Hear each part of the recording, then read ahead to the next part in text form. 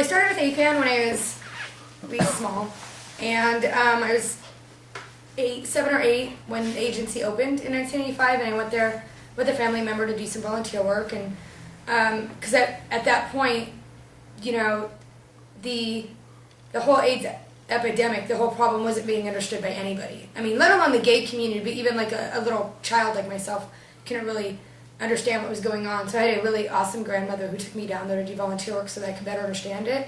And so I did volunteer work when I was a kid, and then in high school I did an internship there, and then after college I went there and they started paying me. So that was 2001 when I professionally started there.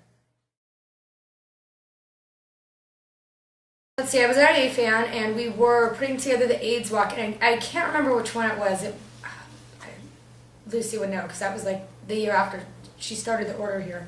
But I was in charge of putting together the block party in the VIP area. And I told our executive director, I said, you know what we ought to do? We ought to get some of the Sisters of Perpetual Indulgence from Los Angeles, and we should, like, you know, fly them in, and they could be kind of part of the entertainment. And she had no idea who they were. And I said, oh my God, their AIDS activism goes back decades. And our community would possibly have heard about them, and it would be really cool to get them here. So we brought 2 sisters in. Couldn't tell you which 2 sisters they were at this point because it was a while ago. And they did our AIDS walk that year. And the next day, or I guess it was the following weekend, there was a event at Blue Moon Resort, and that was when Blue Moon was just opening up here. And so I was going with Lucy, who at the time, Tracy Skinner, who was on our outreach team. So Tracy and I went there and we handed out condoms, and one of the sisters was out of face, and she happened to be there, still in town. And Tracy got to talking to her and saying, you know, this is really kind of radical, like we have nothing like this in Vegas. And so that's kind of how it started, and that's how I met the sisters, and I think that's kind of how the sisters kind of got involved. How Vegas and the sisters met was through that event. He was working for many years at that point as a speaker in our Project Upfront Speakers Bureau, and he was doing outreach whenever I had to, like, go to the gay bars and hand out condoms. He always, you know, came along, and I mean, he would be out every weekend doing, and I think he and I were both kind of frustrated because we had limitations in what we could do because we were representing an agency. Mm-hmm. So there were certain things you could say and certain behaviors you could do, but you couldn't do anything like really radical. You couldn't just go up to someone and just start talking about their cock, and you couldn't just start, you know, you couldn't be like, when's the last time your ass got tested? You know, you couldn't do things like that. Even though Tracy and I felt like we really should be doing those things. I mean, he at the time, he was allowed to go into some of our public sex venues, like 2 of our bathhouses. He was allowed to go in there and pass out condoms and talk about testing, and it always killed me that you could go only so far, you know, whereas with the sisters, we really have very few limits. And I think that's why we were both so attracted to it, and especially him initially, because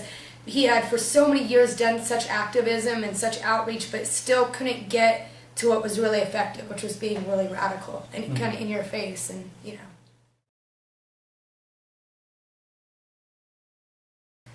Well, you know, I think that, you know, I've been working in HIV/AIDS for about 10 years now, and you know, there is such thing as fatigue of everything. You know, there's condom fatigue. There's safer sex message fatigue. There's even care fatigue. You know, people who are positive but have fallen out of care. And there, you know, the whole epidemic is, I mean, you're looking at 30 years of history, and anything that is that old, you have to keep it fresh. You have to have a good time with it, you know, and I think that for almost 10 years, I've been going in bars as an outreach worker with my backpack and my jacket on, and I'll have a thing of condoms and a thing of brochures and telling people, hey, you should go get tested. And, you know, you do that for 10 years and you kind of see the same people, and the same people see the same message. But when you walk into a bar and you've got this, you know, you've got the face on and you've got jewels, and you come in just almost crazy, you know, just loud and hey, you know, and you're spanking people. It brings this whole different element. And it also brings the element of fun, you know, of like, you know, people are like, they want to know what's going on. Even if they're the guy or the chick who's at the end of the bar just trying to mind their own business, and like, you can't help but kind of look up and go, what are these bitches talking about? You know, they're running into this bar and they're trying to raise some money, and what is it about? And that's where I think I've seen the most people who do seek services who are the most isolated. Because I think for anyone who's really scared of getting tested or really scared of taking a condom from a total stranger, or maybe they've been positive for a long time and they've never gone to see a doctor, or they've never talked to a caseworker, or talked to a therapist, that person needs someone in their face. And it's not that we ever force ourselves, because it's a very fine line between being abusive and intrusive and all of that, but then there's also sometimes you got to pry it out of people. Sometimes you got to just go up to them and go, hey, look at this, look at what I'm willing to do to help you out. And that's when you start hearing the amazing stories, and that's when you start hearing people going, wow, I haven't talked to anybody for years about this. And we've had people in bars who are like, I haven't seen my doctor in 10 years. Or, I tested positive 2 or 3 years ago, haven't done anything about it. Or, I've been having unsafe sex for years and have never gotten an HIV test. And most people would find that so surprising and so awful. But it's not, it's a human thing that we put those things off. And, and it's not a bad thing. So sometimes we need crazy people like us to get in there and get in their face and be like, you need to go get your ass tested, and, you need to take care of yourself. And I think also for a lot of people in our community, for some reason, whether they were raised with it or sometimes it's the outside world, it makes us feel like we're not special enough. And sometimes in the gay community, we feel like nobody does care about us because we hear the wrong messages sometimes, that we're not normal, or that, we're in this weird fringe, and, we don't deserve to have people care about us. And when someone like a drag nun comes in and all this makeup, and they're like, no, but we really do care. We care about you, and we care about your health, and we care about your sex life. I think for some people that's a huge shock.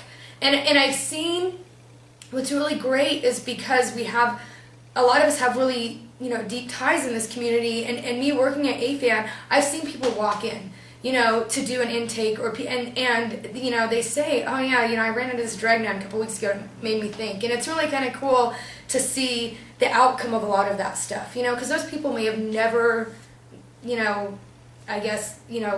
gotten the help, and that's really kind of cool. And especially I think for the people who get tested, because there are some people who, for many different reasons, never get tested, never get STD tests or HIV tests, They might not even know they're at risk, or they know they're at risk and maybe they just don't want to get the test done, and maybe their friends tell them, or maybe their family members, or maybe even their partners, you need to go get tested.